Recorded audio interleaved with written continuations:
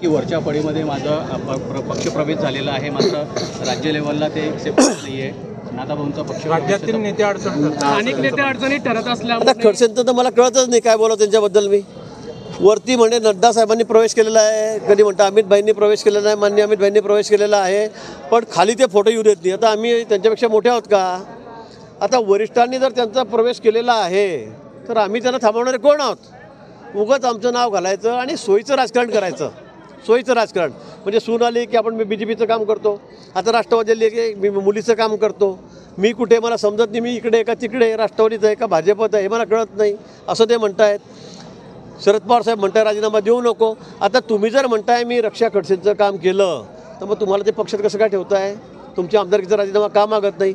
पण अगदी सगळं मिलीजुली चाललेलं आहे, हे सगळं सोयीचं राजकारण चाललेलं आहे आणि म्हणून मला वाटतं त्यांनी आता एक भूमिका घ्यावी, आमच्या त्यांनी लपू नये असं माझं म्हणणं आहे. बावनकुळे साहेबांनी पण म्हटलेलं आहे की रक्षा खडसेंच्या वेळेस त्यांनी मदत केलेली आहे. हे तर तेही म्हणतात ना स्वतः. हे खडसे साहेबही स्वतः म्हणतायत की मी मदत केली. आमच्या सन्माननीय मंत्री रक्षाताई या पण म्हणाल्या की खडसे साहेबांनी मला किती मदत केली. मग तुम्ही पक्षाचे त्या आमदार आहात, त्यांच्याकडून तुम्ही आमदारकी भोगतात, पदं घेतात आणि इकडे कसं काय मदत करतात आणि काय मदत केली? हाही प्रश्न आहे. मदत केली असेल तर तुम्ही त्या पक्षात राहून तरी पण शरद पवार साहेब म्हणतात मी यांचा राजीनामा घेणार नाही. मग एवढं प्रेम का? म्हणजे दुटप्पी भूमिका आहे.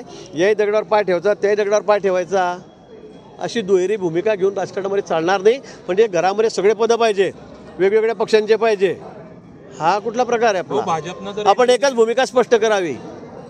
भाजपनं एंट्री दिली नाही तर राष्ट्रवादीचं काम करेल आता त्यांनी असं म्हटलं. मला वाटतं ते सध्या राष्ट्रवादीचंच आहेत, त्याच पक्षाचे आमदार आहेत. करेल म्हणजे काय? ते सध्या राष्ट्रवादी आणि मला वाटतं या संदर्भामध्ये सगळे आमचे वरिष्ठ नेते जे आहेत ते निर्णय करतील. रक्षाताई काल पण म्हणाल्या आहेत की नाताभाऊ असतील किंवा गिरीश भाऊ असतील हे मोठे नेते आहेत, त्या दोघांनी एकत्र येऊन काम करावं अशी माझी पण इच्छा आहे. दोघं एकत्र आले तर या जळगाव जिल्ह्याचा असेल किंवा राज्याचा चांगलाच विकास होईल. मला असं वाटतं की रक्षाताई काय म्हणाल्या मी तर काही ऐकलं नाही, पण या संदर्भामध्ये त्यांचा पक्ष वेगळा आहे, माझा पक्ष वेगळा आहे. आता ते म्हणतात वरिष्ठांनी त्यांना प्रवेश दिलेला आहे तर वरिष्ठ निर्णय घेतील ना.